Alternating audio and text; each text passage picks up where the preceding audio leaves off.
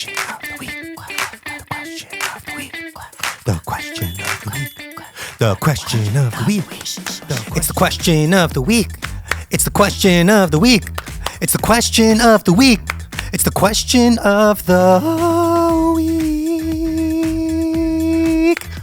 Welcome everyone to this week's edition of the question of the week. So today's question of the week comes from our dear friend, Cindy the librarian, and she asks us this. When someone asks what version of the Bible they should read, how do you respond and why? That is a wonderful question, a question that many of you might have had. So what I'm going to do is actually, there's a short from the Bible Project about how to choose a Bible translation. What I'm going to do is react to that video and kind of share my thoughts along the way. So let's take a look. There are many translations of the Bible, so which one should you read? Okay. The reason it is so tricky trying to choose a translation is because there's estimated to be around 900 different English translations of the Bible. So a lot to choose from. So it can feel overwhelming. In short, read as many as you can because no one does everything because they're designed for different purposes, and using many translations will give you a well-rounded understanding. So over the years, I don't know about you, but I grew up first, I think, with the NIV. And even the NIV has had a couple of revisions over the past couple of years. And I've also read the King James Version, the New King James Version, the TNIV, the ESV, the NLT, the Message. There's been so many different translations of the Bible that I've read over the years. And I think I do agree for the most part. Reading the different translations does give you a more well-rounded understanding of what Scripture is. But it also does help having a version of Scripture, translation of Scripture that you are kind of familiar with. All right, but let's just keep on going here. Every translation is balancing two goals. First is faithfulness to the wording of the original language, and the second is readability in normal English. Place these on a spectrum and you get word-for-word translations up here and thought-for-thought translations down here. Okay, so you might be asking, why can't it be both? Why can't it be both word for word and thought for thought? But it's so incredibly hard. Language is so tricky in general. And I feel like think about this for a second. So when I was growing up, there's this word that we used in New York, and it sounds so outdated now that I feel kind of cringy even saying it. But I used to use this word a lot when I was a kid growing up in New York. I used to use the word mad, not to mean that I was frustrated or upset, but I used the word mad to substitute it for the word very. So if I said something like, he's mad funny or he's mad tall, that means that that person is very tall or very funny. But even in 15, 20 years, if you were to write that into a sentence and you sent that to someone might be confused about what that person meant. He is mad tall, so is he mad and tall? You've already kind of lost in a matter of 15, 20 years. Even if you go to a different part of the country, even though we speak the same language, people might not understand exactly what you mean. So the translators have a very tricky job to do because they have to either figure out if they want to go word for word, literal. So let's say you were translating that sentence from a different language to English.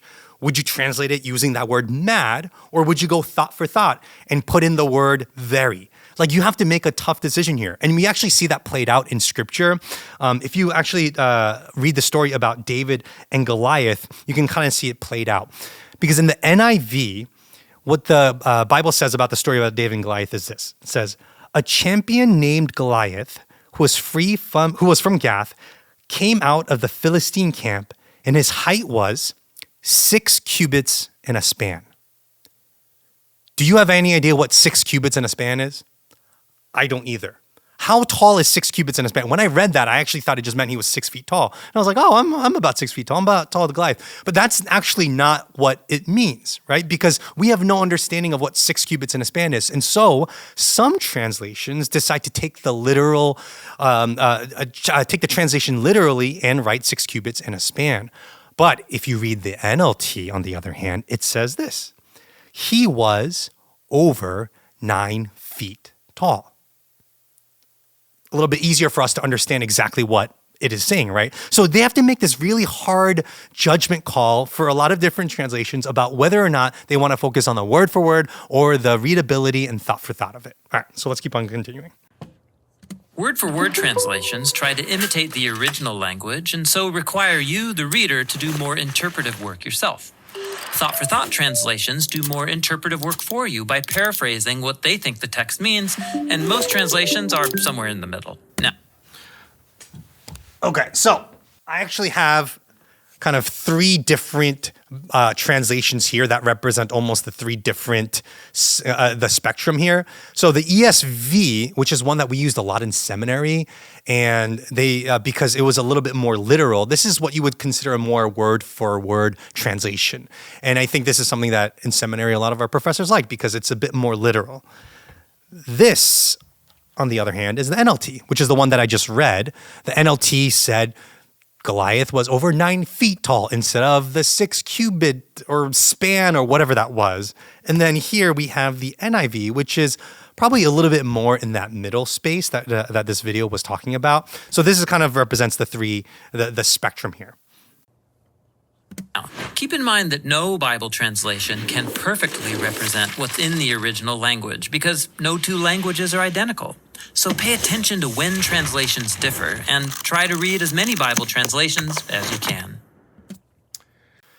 So the tricky thing about translations is that even the people who work on these translations all have their different biases and they all have their different kind of presuppositions that they might be coming into the translating meetings in.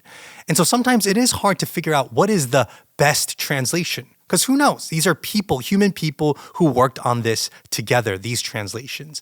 And so that's why I kind of do like the advice that this video gives. Trying a lot of different translations. For me, even when I prepare my messages, I look at as many different translations as I can to get a better understanding of what that passage might be saying, because some translations might say it in a certain way that might make more sense. And so to answer your question, Cindy, try as many different translations as you can.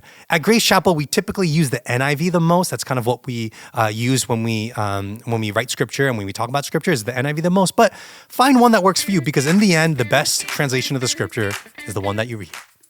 Thanks, guys. Bye.